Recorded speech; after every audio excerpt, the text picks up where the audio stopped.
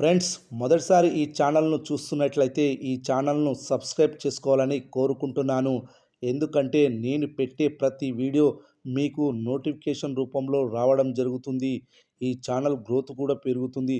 ఈ ఛానల్ను సపోర్ట్ చేయాలని కోరుకుంటున్నాను. గ్లోబల్ స్టార్ రామ్ చరణ్ నటించిన గేమ్ చేంజర్ చిత్రానికి హిందీలో అద్భుతమైన వసూళ్లు వస్తున్నాయి.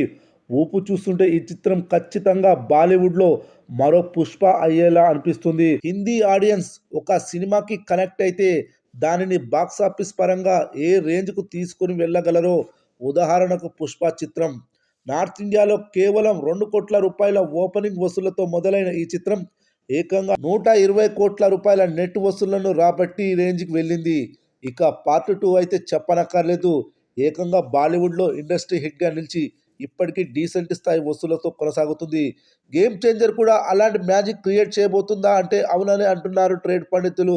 రెండవ రోజు ఢిల్లీ, ముంబై, కలకత్తా, అహ్మదాబాద్, పూణే ఇలా అనేక ప్రాంతాల్లో ఈ చిత్రానికి అడ్వాన్స్ బుకింగ్స్ను చూసి ట్రేడ్ పండితులు మెంటలెక్కిపోతున్నారు. ఇంతటి నెగిటివ్ టాక్తో ఈ చిత్రం ఆ ప్రాంతాల్లో ఎలా ఆడుతుంది, ఆడియన్స్ దీనిని ఎలా ఆదరిస్తున్నారు అంటూ విశ్లేషకులు కూడా ఆశ్చర్యాన్ని వ్యక్తం చేస్తున్నారు. గతంలో ఇలాంటి పరిస్థితే ప్రభాస్ సాహు చిత్రానికి వచ్చింది. బాహుబలి సిరీస్ తర్వాత భారీ అంచనాలతో విడుదలైన ఈ చిత్రం ఫ్లాప్ టాక్ తెచ్చుకున్నప్పటికీ కూడా బాక్సాఫీస్ వద్ద దుమ్ము లేపే వసూళ్లను రాబట్టింది. సుమారుగా 170 కోట్ల రూపాయల నెట్ వసూళ్లు వచ్చాయి.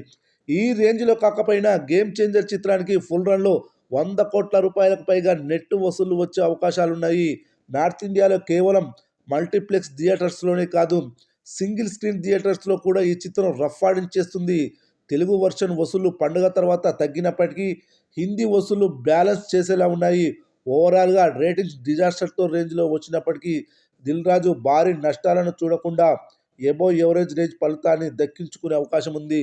తెలుగు వర్షన్లో ఈ సినిమా ఫుల్ రేంజ్లో ఎలా ఉండబోతుందన్నది సంక్రాంతి విడుదలవ్వబోతున్న సినిమాలను చూసి ఒక అంచనాకి రావచ్చు.